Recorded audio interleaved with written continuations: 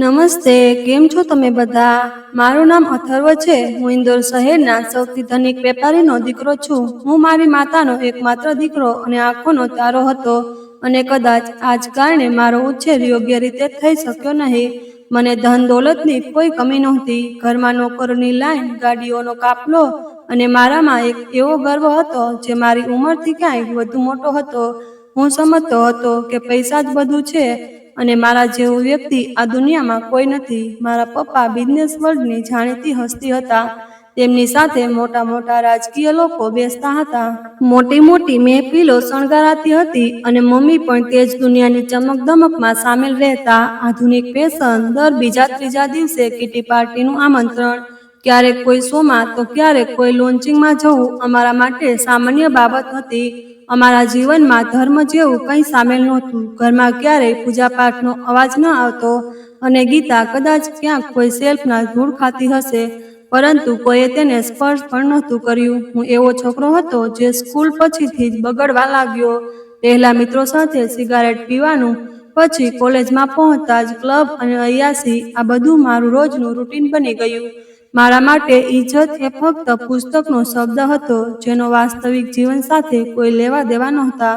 હું દરેક એવા માણસને હલકો સમજતો જેની હેસિયત મારાથી ઓછી હોય. ક્યારેક મમ્મી પૂછતા, બેટા ક્યાં જાય છે? અને હું હસતા હસતા કહેતો, મમ્મી રિલેક્સ, મારા લેવલના લોકોને ખબર હોય છે કે ક્યાં જવું છે.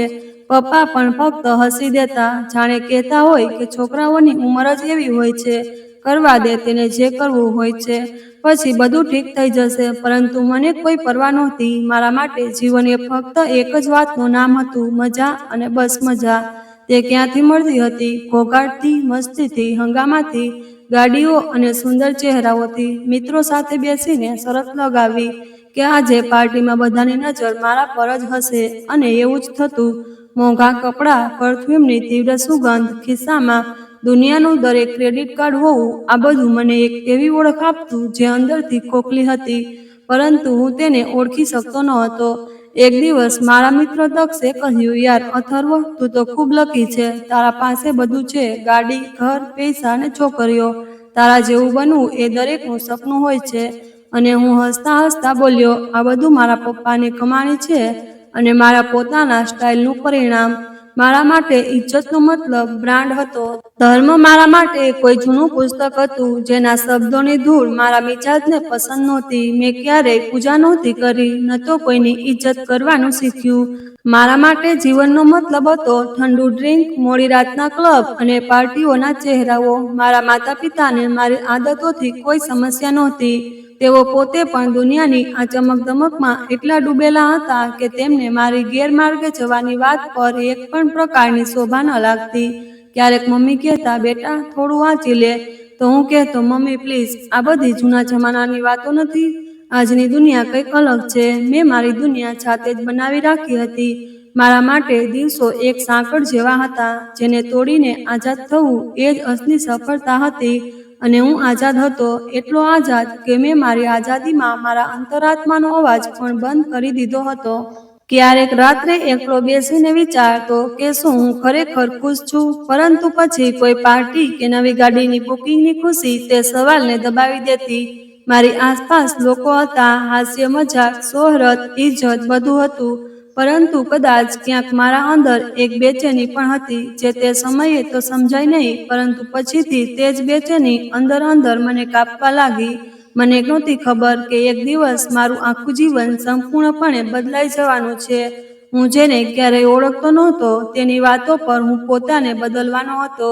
એક એવી સ્ત્રી જે મારા વિચારોમાં પણ ક્યાંય નહોતી, પરંતુ એક પળમાં જ તેણે મારા અંદરના ગર્વ, ગુનાહ અને ગેરમાર્ગની જમીનને હચમચાવી દીધી. મારી આસપાસના લોકો પણ મારી જેમ જ વિચારતા હતા. તેઓ એ જ જોતા હતા જે હું તેમને બતાવતો અને એ જ જીવતા હતા જે મેં જીવ્યું હતું. જ્યારે મેં બધું છોડી દીધું ત્યારે કોઈને મારા જવાની પરવા નહોતી, કારણ કે તેમનું જીવન પહેલેથી જ કોઈ અન્ય વળાંક પર જઈ ચૂક્યું હતું અને તે વળાંકની શરૂઆત કોઈના મરવાથી થઈ. એ દિવસે મમ્મી શહેરના જૂના મહોલ્લામાં ગઈ. ઓળખીતાને ત્યાં સાંત્વના આપવા ગયા હતા. એવો મહોલ્લો જ્યાં અમે લોકો ફક્ત તસવીરોમાં કે વરસાદની કોઈ વાર્તામાં જ પહોંચીએ છીએ. મમ્મી ત્યાં એક નાનકડા ઓરડામાં બેઠા હતા. ત્યાં એક યુવાન છોકરી એક ધાર્મિક વાર્તા વાંચી રહી હતી. તેનો અવાજ એટલો સ્પષ્ટ, એટલો શાંતિપૂર્ણ અને એટલો અસરકારક હતો કે મારી મમ્મી બસ ચૂપચાપ તેને સાંભળતા જ રહી ગયા. જ્યારે તેની વાત પૂરી થઈ તો તે છોકરી એટલે કે વર્ષા એ એક આખરી વાત કહી. તેણે કોઈ લાંબુ ચોડું ભાષણ ન આપ્યું, ન કોઈ ભાવનાત્મક નારો લગાવ્યો, બસ કેટલાક સામાન્ય શબ્દો સામાન્ય અવાજમાં કહ્યા. પરંતુ તે શબ્દોમાં કંઈક એવી અસર હતી કે મમ્મીની આંખોમાં પણ ભીનાશ આવી ગઈ. જો કે મારી મમ્મી એવી વાતોથી ક્યારેય પ્રભાવિત થતા નહોતા. મમ્મીએ ઘરે આવીને કોઈને કંઈ ન કહ્યું. બીજા દિવસે સવારે વહેલા ઉઠી ગયા. મારા બાળપણ પછી આ પહેલી વાર હતું જ્યારે મમ્મીએ સવારે પૂજા કરીને ચા બનાવી. નોકરો પણ આશ્ચર્યથી એકબીજાને જોવા લાગ્યા, પરંતુ મમ્મી ચૂપ હતા. આખો દિવસ કંઈ બોલ્યા નહીં. સાંજે પપ્પાએ પૂછ્યું, શું વાત છે? બધું ઠીક તો છે ને? તું આજકાલ થોડી બદલાઈ ગઈ છે. મમ્મીએ ફક્ત એટલું જ કહ્યું, કેટલીક વાતો દિલને લાગી ગઈ છે. પછીના જ દિવસે મમ્મી ફરીથી તે જ મહોલ્લામાં ગયા. આ વખતે ખાસ વર્ષાને મળવા. તેમના શબ્દોમાં કંઈક અલગ જ હતું. મારે તે છોકરી પાસેથી કંઈક અલગ શીખવું છે. તે સમયે હું મિત્રો સાથે ક્લબ જઈ રહ્યો હતો. મમ્મીનો ફોન આવ્યો તો તેમનો અવાજ કોઈક અલગ જ સાચામાં ઢળેલો હતો. બોલ્યા, અથર્વ, રાત્રે મોડું ન કરતો અને ખાવા પહેલા ઉપરવાળાને યાદ કરી લે. મેં હસતા હસતા ફોન કાપી નાખ્યો અને બોલ્યો, મમ્મી, આજકાલ તમે બહુ ધાર્મિક વાતો નથી કરવા લાગ્યા. પરંતુ વાત ફક્ત ઉપરવાળાને યાદ કરવાની નહોતી. મમ્મી હવે રોજ કંઈક નવું શીખીને આવતા. તેઓ કહેતા, વર્ષા કહેતી હતી કે પ્રાર્થના કરવાથી દિલને શાંતિ મળે છે. વર્ષા કહેતી હતી કે જે ઉપરવાળાને યાદ કરે છે તે તેની ખૂબ નજીક રહે છે અને એ જ માણસ સાચા માર્ગે ચાલે છે. વર્ષાએ કહ્યું કે ગીતામાં દરેક સમસ્યાનું સમાધાન છે. આ વર્ષાનો સિલસિલો ન માત્ર શરૂ થઈ ગયો હતો, પરંતુ હવે મમ્મીની વાતોનો એક ભાગ પણ બની ગયો હતો. પપ્પા પણ હવે મમ્મીની વાતોને ગંભીરતાથી લેવા લાગ્યા હતા. તેઓ જે પહેલા હંમેશા પોતાના ફોનમાં ખોવાયેલા રહેતા, હવે રાત્રે ડિનર પર મમ્મીની વાતો સાંભળતા. અને થોડા દિવસો પછી તો પપ્પાએ મમ્મી સાથે તે જગ્યાએ જવાનું પણ શરૂ કરી દીધું. એક દિવસ જ્યારે હું ઓફિસથી પાછો આવ્યો તો મમ્મી એક ચાદરમાં લપેટાઈને પૂજા કરી રહ્યા હતા. મેં હસતા હસતા કહ્યું, મમ્મી, તમે તો હવે પૂરેપૂરા પૂજાપાઠવાળા લાગો છો. મમ્મીએ હસીને કહ્યું, કાશ હું ક્યારેક તારા મોંથી ઉપરવાળાનું નામ સાંભળું તો દિલને શાંતિ થાય, ચેનથી મરી જાઉં. મમ્મીએ ઘરના વાતાવરણમાં બદલાવ લાવવાનું શરૂ કરી દીધું. ઘરની દિવાલો પણ હવે શાંતિ ઉતરવા લાગી. ટીવી પર હવે ગીતોની જગ્યાએ કંઈક ને કંઈક ધાર્મિક કાર્યક્રમો આવવા લાગ્યા. નોકરોએ પણ હવે આ જ વાતો કહેવામાં આવતી. હું પોતે જ તે ઘરમાં અજાણ્યો અનુભવવા લાગ્યો. આ તે ઘર નહોતું જ્યાં હું ઉછર્યો હતો. મમ્મી દર અઠવાડિયે સ્ત્રીઓને એકઠી કરતા અને બપોરના સમયે ડ્રોઈંગ રૂમ સ્ત્રીઓથી ભરાઈ જતો. તેઓ બધાની સામે ગીતા ખોલીને બેસી જતા. વાંચતી વખતે ચહેરો ઢાંકેલો હોય, પરંતુ ચહેરા પર એક અલગ જ ચમક હોય. આ તે જ ડ્રોઈંગ રૂમ હતો જ્યાં પહેલા ફક્ત ફેશન, રાજકારણ અને પાર્ટીઓની વાતો થતી હતી. હવે ત્યાં ધર્મ અને ચરિત્રની વાતો થવા લાગી. એક દિવસ મેં જોયું કે મારી મમ્મી નોકરો સાથે બેસીને તેમને કંઈ શીખવી રહ્યા હતા. મેં આશ્ચર્યથી પૂછ્યું, આ શું છે મમ્મી? હવે નોકરોએ પણ આ બધું શીખવો છો? નોકરાણીએ હસીને કહ્યું, જ્યારે માલિક પોતે સાચા માર્ગે ચાલે તો નોકરોને પણ અંધારામાંથી બહાર લાવવું સારું લાગે. મમ્મીએ ઘરના ગીતા વાંચવાની ક્લાસ શરૂ કરી દીધી. તેઓ પોતે જ રોજ 1-2 પેરેગ્રાફ વાંચવાનો પ્રયાસ કરતા અને પપ્પાને સંભળાવતા. હવે પપ્પા પણ સાંભળતા અને જો કંઈ ન સમજાય તો તે ફરીથી પૂછતા. અને દરેક જગ્યાએ, દરેક વાતમાં હવે વર્ષાનો ઉલ્લેખ થતો. એક દિવસ મમ્મીએ કહ્યું, વર્ષાના મમ્મી પપ્પા ખૂબ ધાર્મિક છે. તેમનું ઘર સાદું છે, પરંતુ શાંતિથી ભરેલું છે. અને મેં ચિડાઈને કહ્યું, તો મમ્મી, તમે જઈને ત્યાં થોડા દિવસ રહી આવો ને, કદાચ તમને વધુ શાંતિ મળે. મમ્મીએ હસીને કહ્યું, જો તું પણ ત્યાં થોડા દિવસ રહી આવે તો કદાચ તારી જીભ પણ નરમ થઈ જાય. મારા મિત્રો જ્યારે ઘરે આવતા તો આશ્ચર્યચકિત થઈ જતા. કહેતા, યાર, તારા ઘરનું વાતાવરણ ઘણું બદલાઈ ગયું છે. તારી મમ્મી તો હવે ધાર્મિક પ્રકારની થઈ ગઈ છે. પછી હું હસીને કહેતો, હા યાર, મારી મમ્મી હવે બહુ ધાર્મિક થઈ ગઈ છે. ટૂંક સમયમાં તમને બધાને કંઈક ધાર્મિક વાતો પણ સંભળાવશે.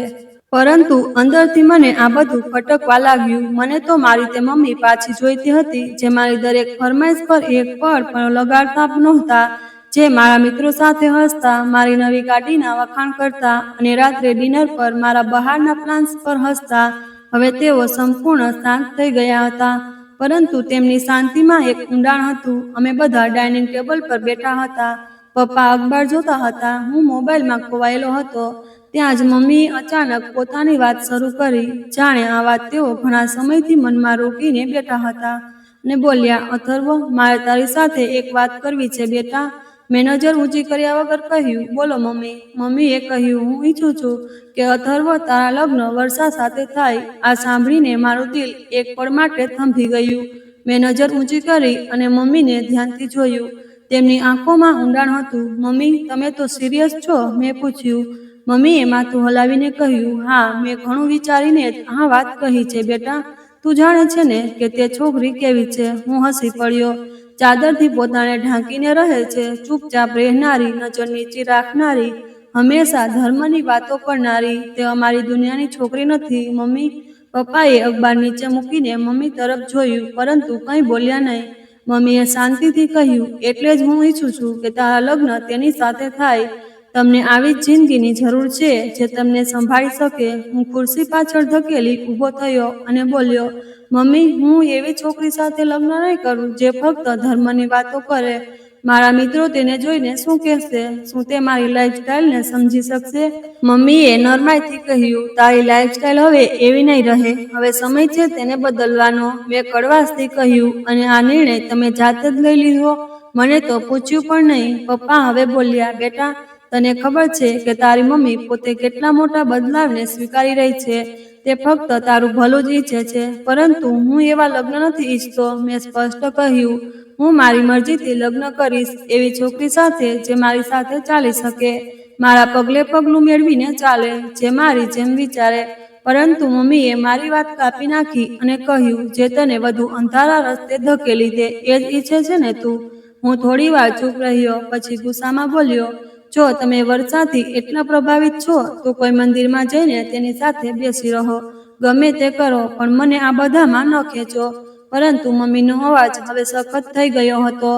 હું તને ત્યારે જ મારો દીકરો ગણીશ જ્યારે તું આ લગ્ન માટે હા પાડીશ. મેં તીખા અવાજે કહ્યું, તો પછી તમે મને દીકરો ગણવાનું છોડી દો. ડાઇનિંગ ટેબલ પર એક વિચિત્ર શાંતિ છવાઈ ગઈ. હું ત્યાંથી ઊભો થયો અને ઉપર જઈને રૂમનો દરવાજો જોરથી બંધ કરી દીધો. પહેલીવાર એવું થયું હતું કે મમ્મી સાથે મારી વાત આટલી કડવાશભરી રીતે થઈ. બીજા દિવસે મમ્મીએ જાણે કોઈ જૂની રીત જ તોડી નાખી. મારા રૂમમાં નાસ્તો મોકલવાનું બંધ કરી દીધું. હું નીચે આવ્યો તો નોકરે કહ્યું, મેડમે કહ્યું છે કે તમે જાતે જઈને નાસ્તો કરો, જો કરવો હોય. ડાઇનિંગ ટેબલ પર મમ્મી હાજર હતા. તેમણે મને જોયો પણ કંઈ બોલ્યા નહીં. પપ્પા અખબારમાં ખોવાયેલા હતા. મેં કહ્યું, મમ્મી, શું તમે મારી વાતને ફરીથી જબરદસ્તી સમજી રહ્યા છો? મમ્મીએ શાંતિપૂર્ણ અવાજે કહ્યું, ના, હું તો ફક્ત તારા માટે સાચો રસ્તો પસંદ કરી રહી છું. તું જ તેને ખરાબ માની રહ્યો છે. મેં કહ્યું, જો વર્ષા એટલી સારી છે તો કોઈ ગરીબ સાથે લગ્ન કેમ નથી કરતી? તે આખરે અમારા જેવા લોકોમાં કેમ આવવા ઈચ્છે છે? શું વાત છે, કહો. તે લાલચુ વિશે. મમ્મીએ સખત નજરે મને જોયું અને કહ્યું, તેણે ક્યારેય કંઈ માંગ્યું નથી, ન અમારી પાસે આવવું, ન કોઈના રિશ્તાની ફરમાઈશ. આ બધું મારી જ ઈચ્છા છે અને હું મારી આ ઈચ્છા પૂરી કરવા માંગુ છું. પપ્પાએ વચ્ચે કહ્યું, અથર્વ, તારી મમ્મીએ ક્યારેય તારા પર દબાણ નથી કર્યું, પરંતુ આજે તે ઈચ્છે કે તું તારા જીવનમાં એક સાચું પગલું ભરે. મેં કહ્યું, ઠીક છે, તો પછી તમે બંનેએ નિર્ણય લઈ જ લીધો છે, તો મારે કંઈ કહેવાની જરૂર જ નથી. અને ગુસ્સામાં ઊભો થઈને બહાર નીકળી ગયો. ગાડી કાઢી અને સીધો દક્ષના ઘરે પહોંચ્યો. રસ્તામાં મારા મનમાં બસ એક જ વાત ચાલતી હતી, વર્ષા આખરે શું છે? એક એવી છોકરી જેને મેં ક્યારેય જોઈ નથી, ઓળખી નથી, તે મારા જીવનનો હિસ્સો કેવી રીતે બની શકે? દક્ષે દરવાજો ખોલ્યો તો અંદર આવતા જ હું બોલ્યો, યાર, થોડા દિવસ તારે ત્યાં રહેવું છે. મારા ઘરમાં તો બધા પાગલ થઈ ગયા છે. દક્ષ આશ્ચર્યથી બોલ્યો, શું થયું? હું બોલ્યો, યાર, મારી મમ્મી ઈચ્છે છે કે હું કોઈ પૂજાપાઠ કરનારી છોકરી સાથે લગ્ન કરું. તે હસવા લાગ્યો, તું અને ધાર્મિક છોકરી સાથે લગ્ન? ભાઈ, આ તો કોઈ ફિલ્મી સીન લાગે છે. પરંતુ મને આ સીન કોઈ ફિલ્મથી વધુ ડરાવનો લાગતો હતો. કારણ કે ફિલ્મ તો પૂરી થઈ જાય છે, પરંતુ જીવન પૂરું થતું નથી અને હું મારું જીવન વર્ષા જેવા પાત્ર સાથે વિતાવવાનું વિચારી પણ ન શકતો. દક્ષનું ઘર મારા માટે જાણે ઘોઘાટ ભરી દલીલોમાંથી નીકળીને એક શાંત રૂમ આવી જવા જેવું હતું. તે મારો બાળપણનો મિત્ર હતો, જેની સાથે હું દરેક વાત શેર કરતો. જ્યારે તેને ખબર પડી કે હું મારી મમ્મીની વાતનો વિરોધ કરીને આવ્યો છું, તો તે પહેલા તો જોરથી હસી પડ્યો. પછી બોલ્યો, યાર, તું સાચે જ ઘર છોડીને આવી ગયો ફક્ત એટલા માટે કે તારી મમ્મી એક ધાર્મિક છોકરી સાથે તારા લગ્ન કરાવવા ઈચ્છે છે? હું સોફા પર બેસતા બોલ્યો, ના દક્ષ, વાત છોકરીની નથી, વાત તો વિચારની છે, જે મારી આઝાદીને બાંધે છે. દક્ષે ચૂપચાપ મારી સામે ચા મૂકી અને કહ્યું, પરંતુ શું મમ્મીને આવી રીતે અવગણવું યોગ્ય છે?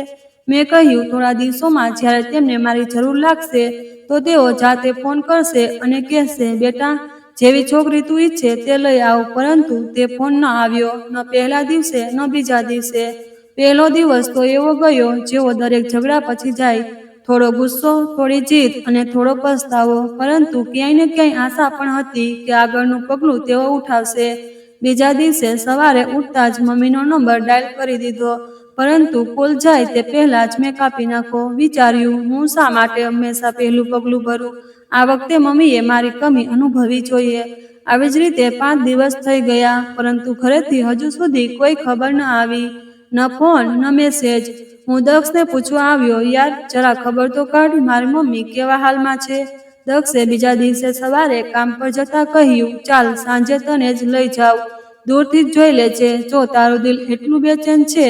પરંતુ સાંજ થાય તે પહેલા પપ્પા જાતે મારી પાસે આવી ગયા. દરવાજો ખુલ્યો તો પપ્પા સામે ઊભા હતા, એવા જ કપડામાં જેવા તેઓ ઓફિસથી નીકળતી વખતે પહેરતા.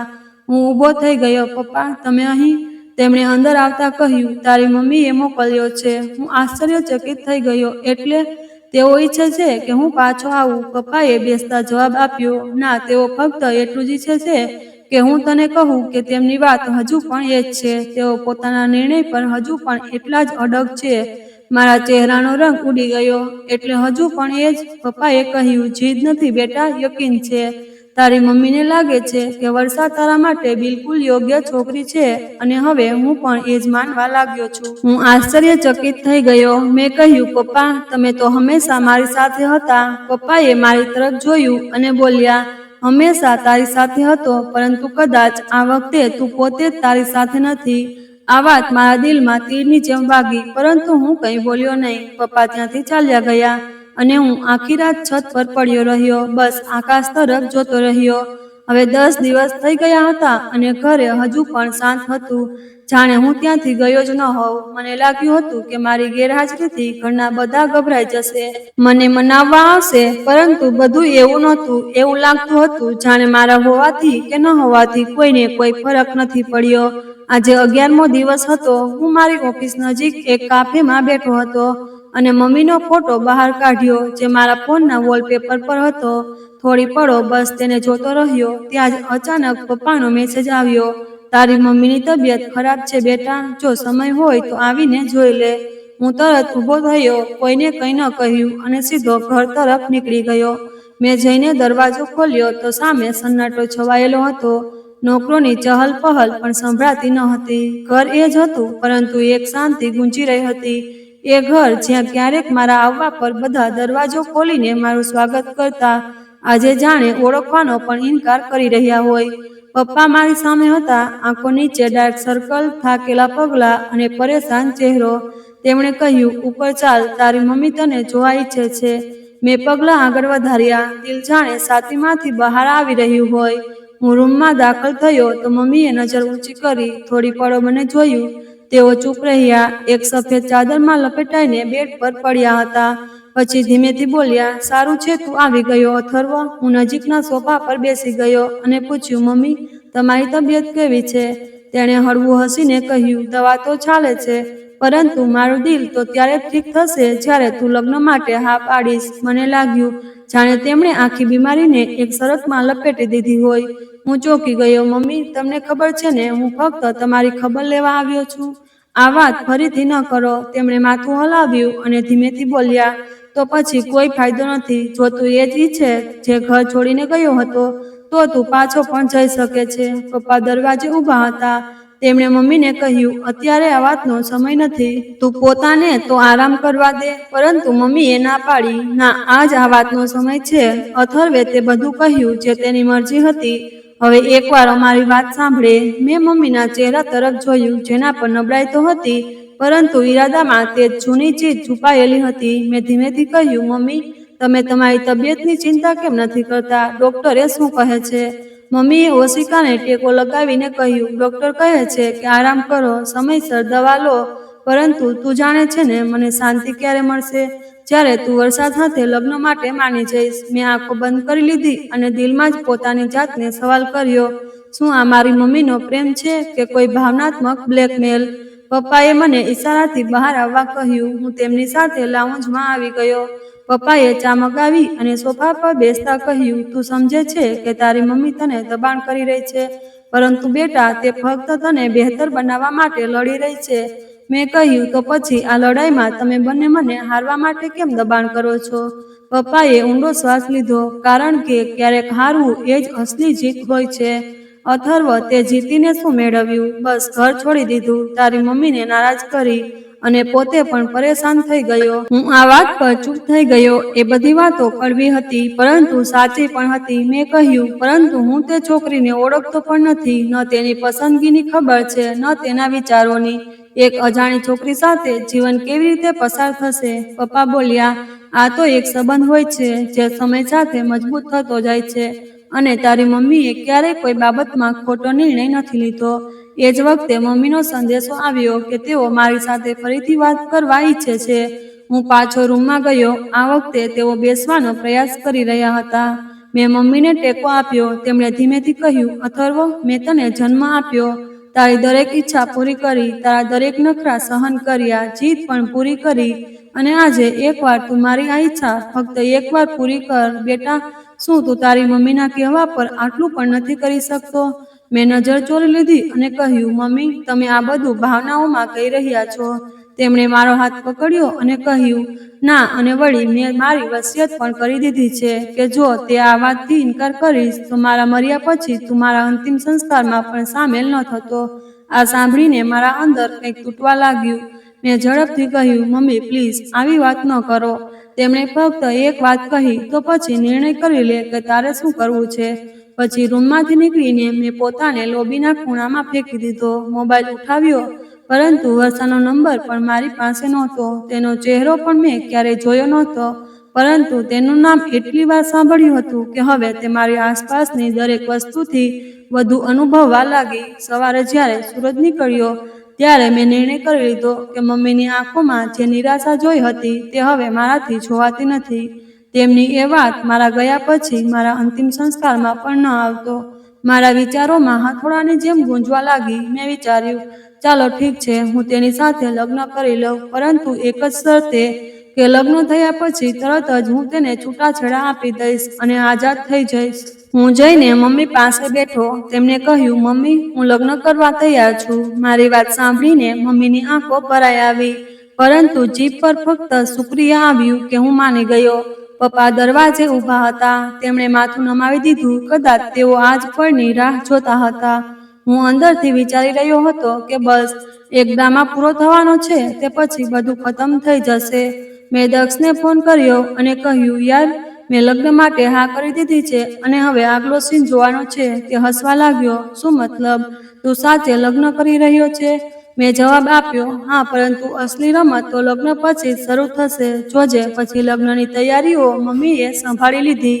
હું તો કોઈ ફંક્શનની સજાવટમાં વધુ રસ લેતો નહોતો. આમ પણ જ્યારે દિલમાં દગો હોય તો ન મહેંદીનું મહત્વ હોય ન બારાતનું. મારી મમ્મીએ વર્ષોથી મારા લગ્નનું સપનું જોયું હતું.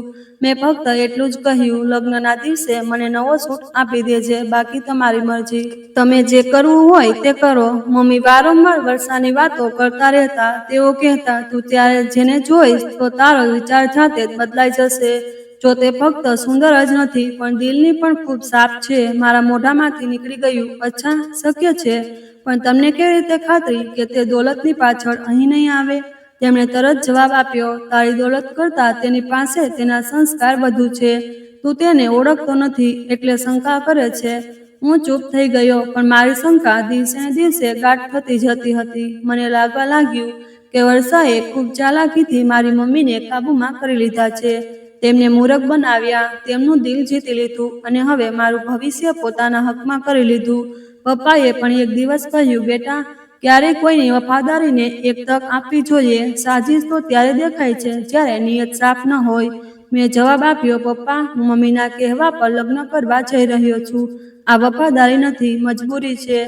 અંદરથી મારી તૈયારી કંઈક બીજી હતી. મેં મારા વકીલ સાથે વાત કરી કે લગ્ન પછી છૂટાછેડાની કાનૂની શરતો શું હશે.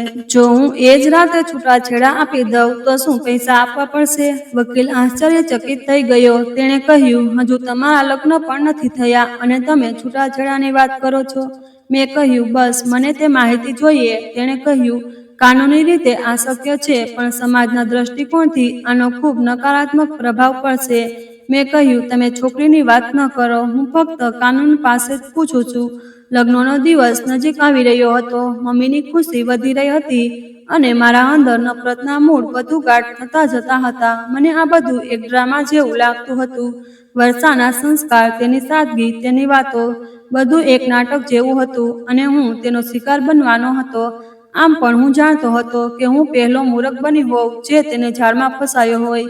એક દિવસ મેં મમ્મીને કહ્યું, હું તે છોકરીને લગ્ન પહેલા એકવાર જોવા માંગુ છું. મમ્મીએ તરત ના પાડી. તે આવી રીતે તારી સાથે નહીં મળે. લગ્ન પછી જ જોઈ શકીશ. હું હસી પડ્યો અને બોલ્યો, તો તમે ઈચ્છો છો કે હું અંધારામાં તેની સાથે લગ્ન કરું? મમ્મીએ નરમાઈથી કહ્યું, આ અંધો નિર્ણય નથી, આ એક પરીક્ષા છે. મેં દિલમાં વિચાર્યું, પરીક્ષા તો હું તેની લઈશ. લગ્ન પછી જ્યારે દક્ષ સાથે મુલાકાત થઈ તો તે મને આખી વાત કહી. તેણે થોડી પળો વિચાર્યું, પછી કહ્યું, અથર્વ, એક વાત કહે, જો તે એવી ન નીકળે જેવી તું વિચારે છે તો પછી શું કરીશ? મેં કહ્યું, જો એવી ન નીકળે તો મારો ઈરાદો બદલાઈ પણ શકે, પણ હું પોતાને દગો નહીં આપી શકું. લગ્નની તારીખ નક્કી થઈ. બુધવારનો દિવસ હતો. બપોરના સમયે મમ્મીએ જાતે વર્ષાના માતા પિતા સાથે વાત કરી. તેમણે ખૂબ સાદગી સાથે હા પાડી. ન દહેજની વાત થઈ, ન કોઈ ફરમાઈશ. મારી શંકા હવે વધુ પાકી થઈ. આજકાલ એવું કોણ હોય છે જે આટલું સાદું હોય? ચોક્કસ આ લોકો કંઈક છુપાવી રહ્યા છે. પપ્પાએ કહ્યું, બેટા, લગ્ન એક ખૂબ સારું કામ છે, તેનો બોજ ન બનાવ. મેં તેમની તરફ જોયા વગર કહ્યું, મારા માટે આ સારું કામ નથી, એક જવાબદારી છે, એક વખતની જવાબદારી. આખરે તે દિવસ આવી ગયો. ગોલ્ડન શેરવાનીમાં હું લગ્ન માટે ઘરેથી નીકળ્યો. અમારા ફેરા થયા, લગ્ન થયા. લગ્ન પછી બધાએ અભિનંદન આપ્યા. મમ્મીની આંખો ચમકી રહી હતી. પપ્પાએ ખભે હાથ મૂકીને કહ્યું, બેટા, તે આજે અમને જીતી લીધો. મેં દિલમાં જ કહ્યું, હવે મારી વારી છે જીતવાની. લગ્ન પૂર્ણ થઈ ગયા હતા. મેં યોજના બનાવી લીધી હતી કે વિદાય પછી પહેલી જ રાતે હું તેને છૂટાછેડા આપી દઈશ, જેથી તેના બધા સપના એક જ રાતમાં તૂટી જાય, જેમ તેણે મારા ઈરાદાઓને તોડ્યા. આ નિર્ણય મારો હતો અને હું તેના પર સંપૂર્ણપણે કાયમ હતો. વર્ષા હજુ સુધી ચહેરો ઢાંકીને રાખતી હતી. લગ્નની વચ્ચે એકવાર પણ મને એવી તક ન મળી કે હું તેનો ચહેરો જોઈ શકું. મેં પણ વધુ ધ્યાન ન આપ્યું, કારણ કે મારા માટે આ બધું હજુ પણ એક ઔપચારિકતા હતી, એક ફરજ જે પૂરી થઈ. હવે આગળનું પગલું મારી મરજીથી થવાનું હતું. વિદાય તે જ દિવસે નક્કી હતી. મેં મમ્મીને કહેતા સાંભળ્યું, અમે આ બાળકોને વધુ સમય રોકવા નથી માંગતા. લગ્ન સાદગીથી થયા તો વિદાય પણ એવી જ થઈ જશે. પપ્પાએ માથું હલાવ્યું અને કહ્યું, બિલકુલ, હવે છોકરી આપણા ઘરની ઇજ્જત છે. હું ચૂપ રહ્યો, દરેક વાતને ફક્ત સાંભળતો રહ્યો. વર્ષાનું એક ચિત્ર મારા મનમાં બંધાઈ ગયું, જે મમ્મીની વાતોથી જ બન્યું હતું. ઘર હવે તારા હાથમાં છે. મેં જવાબ આપ્યો, જી પપ્પા. પછી બધા મહેમાનો જતા રહ્યા અને રાતનું ભોજન થઈ ગયું. મમ્મીએ કહ્યું, વર્ષા, તારા રૂમમાં છે. મેં માથું હલાવ્યું અને ધીમે ધીમે મારા રૂમ તરફ આગળ વધ્યો. પગલાં જાણે ખુદ જ થાકી ગયા હતા. મારો હાથ દરવાજા પર ગયો. દિલમાં એક વિચિત્ર ગુંગળામણ હતી, પરંતુ જેવો મેં દરવાજો ખોલ્યો, નજારો સંપૂર્ણપણે બદલાઈ ગયો. રૂમમાં હળવી રોશની હતી. બેડના માથા પાસે નરમ ફૂલો વિખરાયેલા હતા અને બેડ પર તે છોકરી બેઠી હતી જેને મેં પહેલીવાર સંપૂર્ણપણે જોઈ. દુપટ્ટો તેના ચહેરાથી હવે હટી ગયો હતો અને ચહેરો બિલકુલ મારી સામે હતો. તે ચહેરો મારા સપનાઓ અને વિચારો કરતાં પણ ક્યાંય વધુ સુંદર, ક્યાંય વધુ શાંત હતો. હું એક પળ માટે થંભી ગયો, જાણે કોઈએ મારા પગલાંને જમીન સાથે બાંધી દીધા હોય. વર્ષાએ નજર નીચી રાખી હતી. દુપટ્ટો માથા પર મજબૂતીથી ગોઠવાયેલો હતો અને હાથમાં મહેંદી, આંખો નીચે હળવી લીટીઓ. મેં દિલમાં કહ્યું, આ તે છોકરી નથી જેને હું છૂટાછેડા આપવા માંગતો હતો. થોડી વાર બસ ચૂપચાપ ઊભો રહ્યો. પછી ધીમે ધીમે ખુરશી ખેંચીને બેસી ગયો. તે હજુ પણ નજર નીચી કરીને બેઠી હતી. મેં પહેલી વાર નરમાઈથી કહ્યું, તમે આરામથી બેસો. હું બસ પછી વાત અધૂરી છોડી દીધી. તે બોલી, જો તમે ઈચ્છો તો હું બીજા રૂમમાં જઈ શકું છું. તેના અવાજમાં તે ભીનાશ હતી જે કોઈ પ્રાર્થનામાં સંભળાય છે. મેં તરત કહ્યું, ના, મારો મતલબ એવો નહોતો. પહેલી વાર દિલે ઈચ્છ્યું કે કોઈની હાજરીથી હું ક્યાંય ભાગું નહીં, પણ તેને અનુભવું. વાત બદલવા માટે મેં કહ્યું, તમારું અસલી નામ વર્ષા છે કે કોઈ બીજું નામ છે જે લોકો બોલાવે છે? તે હળવું હસી. પહેલી વાર મેં તેના હોઠને હસતા જોયા. તે બોલી, હા, મમ્મી પપ્પા મને પ્યારથી નેવી કહે છે. મેં કહ્યું, અચ્છા, નેવી સુંદર નામ છે. હવે હું પોતાને એક વિચિત્ર ઉલઝનમાં ફસાયેલો જોઈ રહ્યો હતો. જે ઈરાદા સાથે હું રૂમમાં આવ્યો હતો તે તો એકદમ ધુમ્મસ બનીને ક્યાંક દૂર ઉડી ગયો. હું છૂટાછેડા આપવા તૈયાર થઈને આવ્યો હતો, પરંતુ હવે મારા દિલમાં એક જ શબ્દ ગુંજી રહ્યો હતો, સબર. તેણે પાણીનો ગ્લાસ મારી તરફ ધર્યો અને કહ્યું, લો. મેં પહેલી વાર તેની આંખોમાં સીધું જોયું. તેમાં કોઈ દેખાડો નહોતો, ન બનાવટ, ફક્ત એક શાંતિ અને યકીન, જાણે તે જાણતી હોય દરેક શબ્દનું વજન, દરેક વાતની અસર. મેં ગ્લાસ પકડતા માથું હલાવ્યું અને દિલમાં વિચાર્યું, શું આ તે જ વર્ષા છે જેને મેં દોલતની લાલચુ માની હતી? રૂમમાં શાંતિ છવાયેલી રહી અને તે ધીમે ધીમે ઉઠીને એક ખૂણામાં જઈને બેસી ગઈ. હું ત્યાં જ બેસી રહ્યો, તેને જોતો રહ્યો. જે મારી સાજીશનો હિસ્સો બનવાની હતી તે તો કોઈ બીજી જ દુનિયાની છોકરી હતી અને હું તેની સામે શર્મિંદા થવા લાગ્યો, વિના કોઈ વજહે, વિના કંઈ કરીએ. મેં તે રાત્રે છૂટાછેડાનો શબ્દ જીભ પર પણ ન આવવા દીધો, કારણ કે તેનો ચહેરો, તેની સાદગીભરી હાજરી અને તેની શાંતિ, મારા અંદર કંઈક બદલાવા લાગ્યું હતું. લગ્ન પછીના પહેલા થોડા દિવસોમાં હું વધુ બોલતો નહોતો. વર્ષા પણ એવી જ રહી જેવી પહેલી રાતે હતી, શાંત, પોતાની દુનિયામાં ખોવાયેલી. તે કોઈ વસ્તુની ફરમાઈશ ન કરતી, ન ઘરના લોકો સાથે વધુ ભળતી. તે બધાની વચ્ચે હોવા છતાં પોતાની જાતમાં જ ક્યાંક ખોવાયેલી હતી. પપ્પા તે સમયે નિરાતે હતા. તેમને લાગતું કે બધું ઠીક છે, પરંતુ મારા દિલમાં એક વિચિત્ર બેચેની ચાલી રહી હતી. વર્ષાની હાજરી રૂમમાં હવે જાણે એક જરૂરિયાત બનતી જતી હતી, પરંતુ મારા દિલના દરવાજા હજુ પણ બંધ હતા. તે દરરોજ સવારે જાતે ઉઠતી અને ચૂપચાપ બેસીને પ્રાર્થના કરતી. એક દિવસ મેં આંખો ખોલીને જોયું તો તે ખૂબ ધીમેથી બોલી રહી હતી, એ ઉપરવાળા, તેના દિલને નરમ કર. જેમાં મારા માટે પરેશાની છે, ઉદાસીનતા છે. હું ઓશીકું ફેરવીને સૂઈ રહ્યો અને મોં પર ધાબળો ખેંચી લીધો. હું નહોતો ઈચ્છતો કે કોઈ મારા માટે ઉપરવાળા પાસે આવું કંઈ માગે. મને મારી આઝાદી ખૂબ પ્યારી હતી. નાસ્તાના ટેબલ પર મેં પપ્પાને પૂછ્યું, વર્ષા કેવી છે? તે બોલ્યા, તે તો પોતાના કામમાં વ્યસ્ત રહે છે. પપ્પા હસ્યા અને ફરી કહ્યું, બેટા, એક સારી પત્ની તે જ છે જે શાંતિથી ઘર સંભાળી લે, વધુ દેખાડો ન કરે. મેં કહ્યું કે પછી તે જે પતિને તેની મરજી મુજબ જીવવા દે, વિના પોતાના વાતો તેના પર લાદે. પપ્પાએ મારી તરફ ધ્યાનથી જોયું અને કહ્યું, તમારા બંને વચ્ચે બધું ઠીક છે ને? મેં હળવી હસીમાં જવાબ આપ્યો, હા, પરંતુ અંદરથી જાણતો હતો કે કંઈ ઠીક નથી. અમે એક જ રૂમમાં રહેતા હતા, પરંતુ અમારી દુનિયા હજુ પણ સંપૂર્ણપણે અલગ હતી. વર્ષા દરેક કામ ચૂપચાપ કરતી, મારા કપડાં ઇસ્ત્રી કરીને અલમારીમાં ગોઠવી દેતી, મારા જૂતા સાફ કરીને, અને તે જ વાનગી બનાવતી જે મેં તેને પહેલા દિવસે કહી હતી. એક દિવસ મેં ગુસ્સામાં કહ્યું, તું આ બધું કરીને શું સાબિત કરવા માંગે છે? કે તું એક સારી પત્ની છે? તેણે ખૂબ શાંત લહેકામાં કહ્યું, હું ફક્ત મારી જવાબદારી નિભાવી રહી છું. મેં ચીડિયા અવાજે પૂછ્યું, આ બધું તને તારા ઘરવાળાઓએ શીખવ્યું છે કે આ કોઈ દેખાડો છે?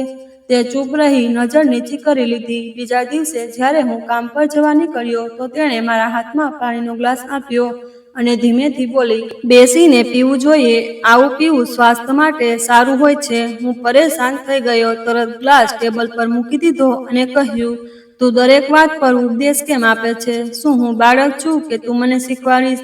તે થોડી વાર ચૂપ રહી, પછી બસ એટલું બોલી, ના, તમે મારા પતિ છો. હું ફક્ત ઈચ્છું છું કે જે વસ્તુ મને સારી લાગે તે તમારા કામ આવે. મેં તીખા અવાજે કહ્યું, મને મારો ફાયદો ન આપતી રહે. હું મારા જીવનમાં ઠીક છું. તારે કોઈ ભૂમિકા ભજવવાની જરૂર નથી. તે ફરીથી શાંત થઈ ગઈ. પરંતુ બીજા દિવસે સવારે ફરી તે જ શાંતિ, તે જ આદતો. નાસ્તો તૈયાર, કપડાં સરસ રીતે ગોઠવેલા અને તે કોઈ પુસ્તકમાં ખોવાયેલી. એક રાત જ્યારે હું મોડો ઘરે પાછો આવ્યો તો રૂમનો દરવાજો બંધ હતો. મેં તે ખોલ્યો તો તે ઉપરવાળા સામે દિલની વાત કરી રહી હતી. મેં દરવાજો જોરથી બંધ કર્યો અને કહ્યું, શું આ બધું મને બતાવવા માટે છે કે હું પણ બદલાઈ જાઉં? તે ખૂબ શાંતિથી બોલી, આ બધું બતાવવા માટે નથી થતું અને ન તો પ્રાર્થના કોઈને પ્રભાવિત કરવા માટે કરવામાં આવે છે. મેં ચીડાઈને કહ્યું, તું મારી પાસે શું ઈચ્છે છે? શા માટે દર વખતે આ પ્રાર્થના અને પૂજાની વાતો મારા રૂમમાં ભરી દે છે?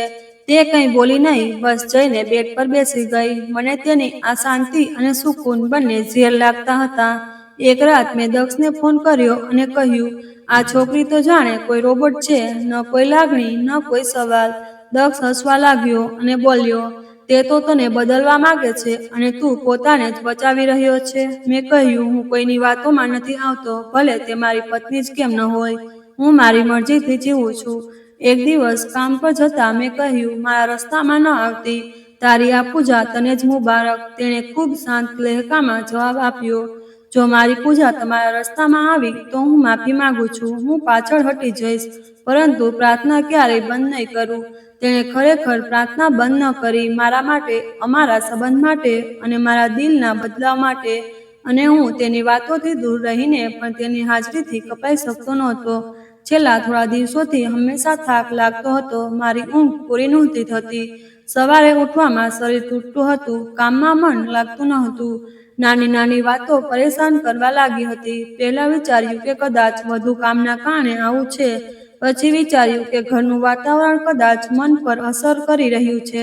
પરંતુ જ્યારે બપોરે એક મીટિંગની વચ્ચે ચક્કર આવીને હું નીચે પડી ગયો તો વાત ગંભીર થવા લાગી. ડોક્ટરે ચેકઅપ પછી કેટલાક ટેસ્ટ લખ્યા, બ્લડ રિપોર્ટ્સ, એક્સ-રે. મેં હસતા હસતા કહ્યું, યાર, થોડા દિવસથી આળસ હશે બસ. તમે આટલી ફાઇલો કેમ ભરી દીધી? પછી 2 દિવસ પછી જ્યારે રિપોર્ટ આવ્યા તો હોસ્પિટલ વાળાઓએ જાતે ફોન કરીને મને કહ્યું, તમે આવી જાવ. ડોક્ટર સાહેબ જાતે કંઈક વાત કરવા ઈચ્છે છે. હું હોસ્પિટલ ગયો. ડોક્ટરે રિપોર્ટ્સ ખોલીને મારી સામે મૂક્યા. ચહેરો ગંભીર, અવાજ હળવો, અથર્વ, તમને 3rd સ્ટેજ કેન્સર છે. હું થોડી પળો આ વાતને સમજવાનો પ્રયાસ કરતો રહ્યો. પછી ધીમેથી કહ્યું, આ શું મજાક છે ડોક્ટર? ડોક્ટરે નજર નીચે કરીને કહ્યું, આ મજાક નથી અથર્વ, આ વાસ્તવિકતા છે. આપણે તરત સારવાર શરૂ કરવી પડશે. પરંતુ હું કહી દઉં કે તક ખૂબ ઓછી છે. તમારું કેન્સર ઘણું ફેલાઈ ગયું છે. હું હોસ્પિટલમાંથી બહાર નીકળ્યો તો પાર્કિંગમાં આકાશના વાદળો છવાયેલા હતા. એક વિચિત્ર શાંતિ હતી, જાણે બધું થંભી ગયું હોય. ગાડીમાં બેઠો તો હાથ સ્ટીયરિંગ પર હતો, પણ મને ક્યાંક બીજે મમ્મી પપ્પા કોઈની સાથે ફોન પર વાત કરી રહ્યા હતા. હું ચૂપચાપ મારા રૂમમાં ગયો. વર્ષા રૂમમાં હાજર નહોતી. મેં દરવાજો બંધ કર્યો, જૂતા ઉતાર્યા અને સીધો બેડ પર સૂઈ ગયો. રાતનું ભોજન આવ્યું તો વર્ષાએ કહ્યું, ખાવાનું ખાઈ લો. મને તમારી તબિયત ઠીક નથી લાગતી. મેં કહ્યું, આ બધો ડ્રામા ન કર, તને કોઈ ફિકર નથી અને ન હું કોઈને કંઈ કહેવાનો છું. તે ચૂપચાપ પાછી ગઈ, પરંતુ કદાચ મારી આંખોમાંથી કંઈક વાંચી લીધું હોય, કારણ કે થોડી જ વારમાં તે મારી સામે આવીને બેસી ગઈ અને તેના હાથ કાપી રહ્યા હતા. તમે બીમાર છો? તેણે ધીમેથી પૂછ્યું. મેં નજર ચોરી લીધી. શા માટે? તારે મારા માટે પ્રાર્થના કરવી છે? તેણે મારી સામે ગીતા મૂકી દીધી અને કહ્યું, જો તમે ઈચ્છો તો હું ફક્ત પ્રાર્થના નહીં, પૂરી કોશિશ કરીશ. પરંતુ તમારે એક વચન આપવું પડશે. મેં કડક થઈને કહ્યું, કયું વચન? જો ઉપરવાળાએ મને ઠીક કરી દીધો તો શું હું તારી જેમ રોજ પૂજા પાઠ શરૂ કરીશ? તે ગંભીરતાથી બોલી, ઉપરવાળો ઈચ્છે તો કોઈ ચમત્કાર કરી શકે છે. હું તેના પર યકીન રાખું છું, જે જીવન આપે છે અને લઈ લેવાની તાકાત પણ રાખે છે. મેં થાકીને કહ્યું, વર્ષા, આ વાત છોડ. તે લગ્ન પછીથી આજ સુધી બસ એ જ વાતો કરી છે. તે ક્યારેય નથી વિચાર્યું કે હું શું સાંભળવા ઈચ્છું છું. તે ચૂપ રહી. થોડીવાર પછી બોલી, જો તમે ઇજાજત આપો તો હું તમારો સાથ આપીશ, તમારી સંભાળ રાખીશ, તમારા માટે રોજ પ્રાર્થના કરીશ. તમે ફક્ત નિયત સાફ રાખજો, બાકી ઉપરવાળા પર છોડી દો. મેં થાકીને કહ્યું, ઠીક છે, જે કરવું હોય તે કર, પરંતુ જો કોઈ ન બદલાય તો પછી મારા રસ્તામાં ન આવતી. એ જ રાતે વર્ષાએ મારી સામે બેસીને આંખોમાં આંસુ સાથે મારા માટે પ્રાર્થના કરી. તેનો અવાજ કાંપી રહ્યો હતો, પરંતુ યકીન ગાઢ હતો. મેં આંખો બંધ કરી લીધી, ફક્ત શાંતિ અનુભવી. રૂમમાં કંઈ બદલાયું ન હતું, પરંતુ મારા અંદર જાણે કંઈક હલચલ થવા લાગી હતી. બીજા દિવસે હું હોસ્પિટલ ગયો. બીજા સ્પેશિયાલિસ્ટ પાસેથી અપોઇન્ટમેન્ટ લીધી. તેણે નવા ટેસ્ટ કરાવ્યા, રિપોર્ટ માટે 1 અઠવાડિયું આપ્યું. એ જ 1 અઠવાડિયામાં વર્ષાએ રોજ મારી સામે બેસીને પહેલા પ્રાર્થના કરી, મારી સંભાળ રાખી, મારા હાથ પગ દબાવ્યા, ખાવા પીવાનું ધ્યાન રાખ્યું, બધું જ કર્યું. એ પણ પૂરા યકીન સાથે. 5મા દિવસે મેં અનુભવ્યું કે શરીરની તૂટન થોડી ઓછી થઈ, ઊંઘ સારી થઈ અને ખાવાની ઈચ્છા પણ પાછી આવવા લાગી. મેં મનમાં કહ્યું, પ્રાર્થનામાં કંઈક ખાસ માંગ. મમ્મીએ કહ્યું, અમે તો હવે દર વખતે વર્ષા સાથે પ્રાર્થનામાં જોડાઈએ છીએ. તેણે અમને ફરીથી ઉપરવાળા સાથે જોડી દીધા. હું ચૂપ રહ્યો, પરંતુ અંદરથી જાણે કોઈ સુકૂનને મેળો ઝૂલવા લાગ્યો. 7મા દિવસે વર્ષા મારી નજીક આવીને બોલી, તમે ઈચ્છો તો કાલના રિપોર્ટ પછી તમે પણ ઉપરવાળા પાસે પોતાના માટે પ્રાર્થના કરજો. દિલની દરેક વાત કહી દેવાથી મન હળવું થઈ જાય છે. મેં કહ્યું, જો કંઈ ન થયું તો? તે બોલી, તો પણ તમે તમારું મન નિરાશ ન કરશો, કારણ કે મુસીબતો પણ તેમની તરફથી જ એક પરીક્ષા હોય છે. હું આશ્ચર્યથી તેને જોતો રહ્યો. જે હંમેશા શાંત રહેતી, તે આજે પૂરા યકીન સાથે મારી સાથે બોલી રહી હતી. બીજા દિવસે રિપોર્ટ આવ્યો. હાથમાં પકડીને જ્યારે ડોક્ટરે પરિણામ જણાવ્યું, તો મેં દિલમાં પ્રાર્થના કરી લીધી. ડોક્ટરે કહ્યું, તમારી બીમારીની અસર સુધરી રહી છે. હું બસ ખુરશી પર બેસી રહ્યો. જાણે સાંભળવાની તાકાત જ ખતમ થઈ ગઈ હોય. મારા વિચારોમાં વર્ષાનો અવાજ ગુંજી ઉઠ્યો, ઉપરવાળો ઈચ્છે તો ચમત્કાર કરી દે છે. ડોક્ટરની વાત સાંભળીને મારો પહેલો અહેસાસ આશ્ચર્ય હતો, જેમાં યકીનની અસર ઓછી અને શંકા વધુ હતી. મેં ફરીથી પૂછ્યું, તમે કહો છો કે મારો રિપોર્ટ સારો આવ્યો છે? ડોક્ટરે માથું હલાવ્યું. અમને જે આશા હતી તેનાથી ઘણો સારો. તમારા શરીરમાંથી કેન્સર ખતમ થવાની દિશામાં આગળ વધી રહ્યું છે. મેં પોતાને સંભાળતા કહ્યું, શું ફરીથી ટેસ્ટ થઈ શકે? ડોક્ટરે કહ્યું, બિલકુલ. તમે ઈચ્છો તો બીજા સેન્ટરથી પણ કરાવી શકો. ઘરે જઈને હું ચૂપચાપ મારા રૂમમાં ગયો. વર્ષા હજુ પણ આંખોમાં આંસુ સાથે મારા માટે પ્રાર્થના કરી રહી હતી. તેણે મને જોયો. ચહેરા પર નરમાઈ આવી, પરંતુ કોઈ સવાલ ન કર્યો. મેં ધીમેથી કહ્યું, વર્ષા, તારી પ્રાર્થના કદાચ કામ કરી રહી છે. તેણે ફક્ત એટલું જ કહ્યું, ઉપરવાળાના નિર્ણયોમાં ઘણી તાકાત હોય છે. બસ શરત એ છે કે યકીન હોવો જોઈએ. મેં હાથમાં મારો જૂનો રિપોર્ટ જોયો, જેમાં સ્પષ્ટ લખેલું હતું 3rd સ્ટેજ કેન્સર, અને પછી ડોક્ટરનો તાજો ઈમેલ ખોલ્યો, જેમાં શબ્દો હતા, બીમારીની નિશાનીમાં ઘટાડો અનુભવાયો છે. વર્ષાએ કહ્યું, હવે તમે વચન કરો. હું ચોંકીને બોલ્યો, કઈ વસ્તુનું વચન? તેણે કહ્યું, જો તમે સંપૂર્ણ સ્વસ્થ થઈ જાવ તો તમે તે બધું છોડી દેશો જે ઉપરવાળાને નાપસંદ છે. શરાબ, નશો, દરેક એવી વસ્તુ જે નુકસાન સિવાય કંઈ નથી આપતી. મેં તેના પર કંઈ ન બોલ્યું, બસ ચૂપ રહ્યો. પછી કહ્યું, જો હું ખરેખર ઠીક થઈ ગયો તો હા, હું વચન આપું છું, બધું છોડી દઈશ. તેણે મારા હાથ પર હાથ મૂક્યો, અને પહેલીવાર મેં તેના અહેસાસને સ્પર્શ કર્યો. તેની પ્રાર્થનાઓની અસર મારા શરીરમાં અનુભવી. એવું લાગ્યું જાણે તે મારા માટે કોઈ યુદ્ધ લડી રહ્યો હોય, વિના હથિયારે, ફક્ત પોતાના પ્રાર્થનાઓથી. તેના રોશનીની મેં પહેલીવાર પોતાને સ્વચ્છ અનુભવ્યો. બીજા દિવસે મેં બીજી લેબમાંથી ટેસ્ટ કરાવ્યો. રિપોર્ટ 3 દિવસ પછી આવવાનો હતો. આ 3 દિવસોમાં વર્ષાએ દરેક રાતે મારી સામે બેસીને મને ગીતા વાંચી સંભળાવી. આ વખતે હું આંખો બંધ નહોતો કરતો, પણ સાંભળવાની કોશિશ કરતો. તેના શબ્દોમાં, તેના યાદોમાં, તેના ધ્યાનમાં એક વિચિત્ર સુકૂન હતું. એક દિવસ મેં પૂછ્યું, તું આ બધું ક્યારથી કરે છે? તેણે હસીને કહ્યું, જ્યારથી ખબર પડી કે તમે બીમાર છો. મેં કહ્યું, પરંતુ તને કેવી રીતે યકીન હતો કે તારી પ્રાર્થનાથી કંઈક બદલાશે? તે બોલી, મને ઉપરવાળા પર ભરોસો હતો, અને તમારા દિલ પર કે એક દિવસ તે જરૂર ખુલશે. રિપોર્ટની રાતે મેં ઊંઘની દવા લીધી, તો પણ આંખ ન લાગી. સવારે જ્યારે રિપોર્ટ હાથમાં આવ્યો, તો દિલ ખૂબ જોરથી ધડકી રહ્યું હતું. મેં એક એક શબ્દ વાંચ્યો, અને પછી સીધો પપ્પાની ઓફિસે ગયો. પપ્પાએ પૂછ્યું, બધું ઠીક છે? મેં રિપોર્ટ ટેબલ પર મૂકી દીધો. કેન્સરનું નામો નિશાન નહોતું. પપ્પાએ ચશ્મા લગાવીને રિપોર્ટ વાંચ્યો અને મારી તરફ જોયું. તેમની આંખો ફેલાઈ ગઈ. તેમણે કહ્યું, આ કેવી રીતે શક્ય છે? મેં કહ્યું, પપ્પા, આ ચમત્કાર છે, અને કદાચ આ ઘરની એક સ્ત્રીની પ્રાર્થનાથી થયો. પપ્પાએ ઊભા થઈને મને ગળે લગાવી લીધો. બેટા, તું બચી ગયો, મારો શહેજાદો, તું પાછો આવી ગયો. ઘરે આવ્યો તો મમ્મી કિચનમાં હતા, વર્ષા પોતાના રૂમમાં હતી. હું અંદર ગયો, દરવાજો બંધ કરીને તેની સામે બેસી ગયો. તેણે પૂછ્યું, શું રિપોર્ટ આવી ગયો? મેં કહ્યું, હા, અને હવે હું જીવંત છું. ફક્ત શારીરિક રીતે જ નહીં, દિલ પણ હવે ધડકે છે. તે ચૂપ રહી, પરંતુ તેની આંખોમાં રોશની હતી.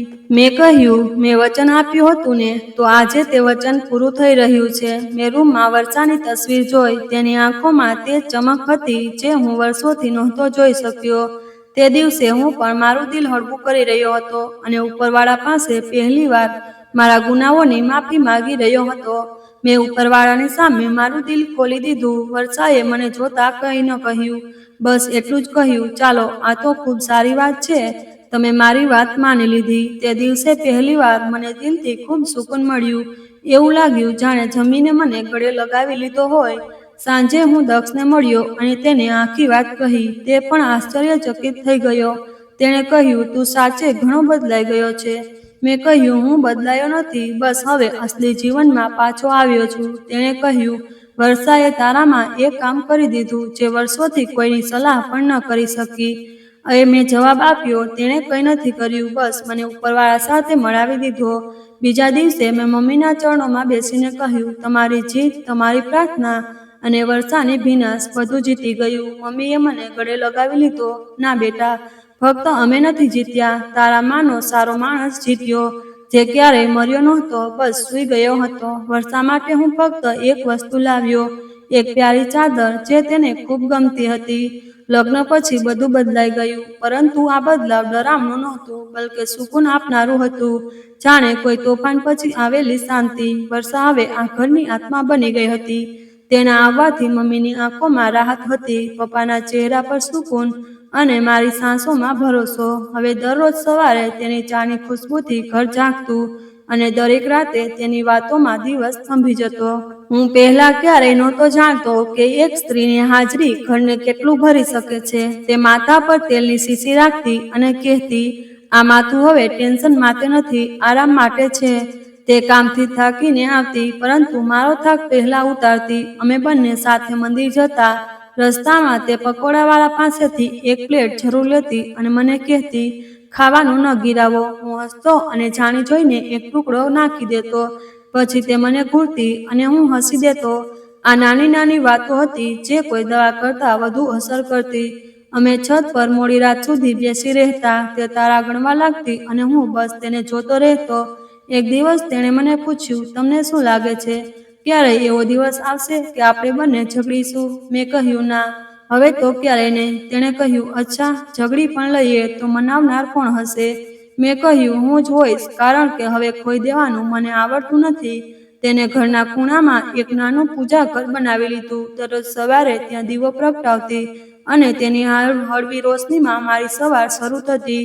મમ્મી વારંવાર કહેતા, બેટા, આ છોકરી આપણા માટે ખુશી બનીને આવી છે. અને હું વિચારતો કે શું ખુશી અને તેના માટે નાનો શબ્દ છે. તેણે ઘરની દિવાલમાંથી ઉદાસી જાણે ચોરી લીધી હતી. હવે પપ્પા હસતા હસતા અખબાર વાંચતા, મમ્મી તેની સાથે રસોડામાં હસતા હસતા ખાવાનું બનાવતા.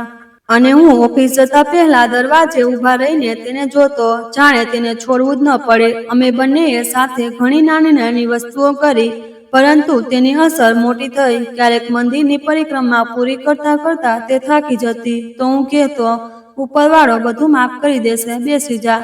પછી તે નારાજ થઈ જતી અને કહેતી, તને કંઈ પણ સિરિયસ લાગતું નથી. પરંતુ તેની આંખોમાં એક હસી છુપાયેલી હતી. તેણે મને માણસ બનાવ્યો, એક જવાબદાર માણસ, જે હવે કોઈ આદતનો ગુલામ નહોતો, બલકે એક સંબંધનો સાથી બની ગયો હતો. એક દિવસ જ્યારે હું ઓફિસથી પાછો આવ્યો તો જોયું કે તેને ઘરના આંગણામાં કેટલાક છોડ રોપી દીધા. મેં કહ્યું, આ બધું જરૂરી હતું? તેણે કહ્યું, હા, મેં આજ માટે રોપ્યા, કારણ કે જીવનનો મતલબ ફક્ત સાસો નથી, મૂળ પણ હોય છે. મને લાગ્યું કે તેણે મને જ સમજાવી દીધો. રાતે જ્યારે અમે બધા છત પર હતા તો તેણે ચૂપચાપ મારી હથેળી પકડી અને કહ્યું, તમને ક્યારેય ડર લાગે છે? મેં કહ્યું, હવે નહીં. જ્યારથી તું આવી છે, ડર પણ મારી છાયામાં બેસી ગયો. પછી તેણે આકાશ તરફ જોયું અને કહ્યું, જુઓ, એક તારો તૂટી રહ્યો છે. મેં કહ્યું, કંઈક માગી લે. તેણે મારી તરફ જોયું અને કહ્યું, મેં માગી લીધું. ક્યારેક માણસને એક મોડ પર પોતાની જાતને સવાલ કરવો પડે છે કે તે કોણ છે અને શું બનવા માંગે છે. મારા જીવનમાં તે મોડ વર્ષા હતી. તેનો સાથ અને તે આઈના તરફ લઈ ગયો જેના હું પોતાને સાફ સાફ જોઈ શક્યો. એ એવો આઈનો જેણે મારી ગંદકી પર પડદો ન નાખ્યો, બલકે મને ગંદકીમાંથી બહાર નીકળવાની હિંમત આપી. હું હવે પહેલા જેવો નહોતો. હવે શરાબની બોટલો મારા માટે મહત્વની નહોતી. હવે સિગારેટની ડબ્બી જોવા પણ મને ગંદકી લાગતી. અને હવે રાતની ઊંઘ નીલી નહોતી, બલકે શાંત સફેદ ચાદરોમાં લપેટાયેલી હતી. એક દિવસ મેં વર્ષાને કહ્યું, હવે હું કંઈક કરવા માંગુ છું, કોઈ કામ, કોઈ ઓળખ. તે હસી અને બોલી, ઓળખ તો તારા ચહેરા પર છે, પરંતુ જો કંઈક કરવું હોય તો ચાલ, સાથે ચાલીએ. પછી અમે બંનેએ એક નાનું ઢાબું ખોલ્યું ઘરની નજીક, મંદિરની બરાબર સામે. તે સવારે ઉઠીને ભક્તો માટે ભંડારાની તૈયારી કરતી. હું ઢાબાની સફાઈ કરાવતો અને ખુદ પણ લાગી પડતો. અને જ્યારે ભક્તોની ભીડ લાગતી તો બંને હાથ જોડીને નમસ્તે કરતા. તે કહેતી, ભક્તોની સેવા કરવાથી પુણ્ય મળે છે. મેં આ વાત મનમાં ગાંઠ બાંધી લીધી. ધીમે ધીમે અમારા ઢાબા પર લોકોની ભીડ વધવા લાગી. મમ્મી પપ્પાએ પહેલીવાર કહ્યું, અમને તારા પર ગર્વ છે. અને તે દિવસે મને સમજાયું કે પોતાના લોકોની નજરમાં ઊંચા ઉઠવાનું સુખ શું હોય છે. વર્ષા હવે ફક્ત મારી પત્ની નહોતી, તે મારી સાથી હતી, મારી તાકાત હતી અને મારું સૌથી મોટું કારણ હતી. જ્યારે હું થાકીને બેસી જતો, તે કહેતી, કામથી થાકવું ઠીક છે, પરંતુ આશાથી નહીં. અને પછી હું ફરીથી ઊભો થઈ જતો. હવે મને ઊંઘથી ડર નહોતો લાગતો. હવે રાતો ખાલી નહોતી. હવે સવાર ફક્ત ઉઠવા માટે નહોતી, બલકે આગળ વધવા માટે હતી. મેં પોતાને બદલાતો અનુભવ્યો અને દરેક બદલાતા દિવસ સાથે પોતાને મેળવવાનું સુકૂન પણ મળ્યું. એક દિવસ ઢાબાની નજીક એક છોકરો આવ્યો જે નશામાં હતો. તેની હાલત જોઈને મને મારો જૂનો સમય યાદ આવી ગયો.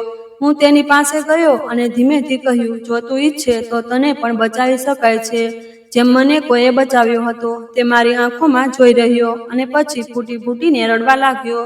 તે દિવસે મને સમજાયું કે માણસ સુધરી શકે છે જો તે બસ સાચો હાથ પકડી લે. હવે મારી સવાર વર્ષાની હસીથી થતી અને સાંજ તેની વાતોથી સાંભળતા વીતતી.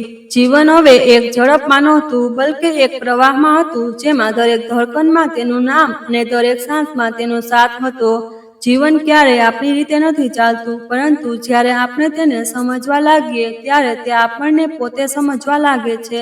વર્ષા મારા જીવનમાં ફક્ત એક વળાંક નહોતી, તે મારી આખી કહાની બની ગઈ. જેને હું ભટકેલ રસ્તો સમજતો હતો, તે તો મારી મંજિલ બની ગઈ. તેનો પ્રેમ વિના સ્વરે મારા દરેક ઘાવ પર મલમની જેમ લાગ્યો. તે ક્યારેય ફરિયાદ નહોતી કરતી, બસ શાંતિથી મારી સાથે ચાલતી. અને કદાચ એ જ શાંતિએ મને સૌથી વધુ બદલી નાખ્યો. મારા પપ્પા, જે ક્યારેય મારી સાથે નજર જોડતા હતા, હવે ગર્વથી કહેતા, આ મારો દીકરો છે. જે પહેલા ક્યાંક ખોવાઈ ગયો હતો, હવે પોતાને મેળવી લીધો. રાતે જ્યારે હું વર્ષાની બાજુમાં સૂતો તો તેનો હાથ પકડીને બસ એટલું જ કહેતો, જો તો તે દિવસે મારા જીવનમાં ન આવી હોત તો કદાચ હું આજે જીવતો પણ ન હોત. અને તે હસીને કહેતી, જો હું ન આવી હોત તો ઉપરવાળો તને કોઈને કોઈ બહાને સાચા રસ્તે લાવી જ દેત, કારણ કે તારું દિલ ક્યારેય ખરાબ નહોતું. બસ તું રસ્તો ભટકી ગયો હતો. ક્યારેક અમે છત પર બેસીને ચૂપચાપ આકાશને જોતા અને મને લાગતું કે જીવનનો સૌથી સુંદર નજારો એ નથી કે હું ક્યાં પહોંચી ગયો, બલકે એ છે કે મારી સાથે કોણ ચાલી રહ્યું છે. હવે શરાબની બોટલ નહીં, વર્ષાની હસી મારી લત હતી.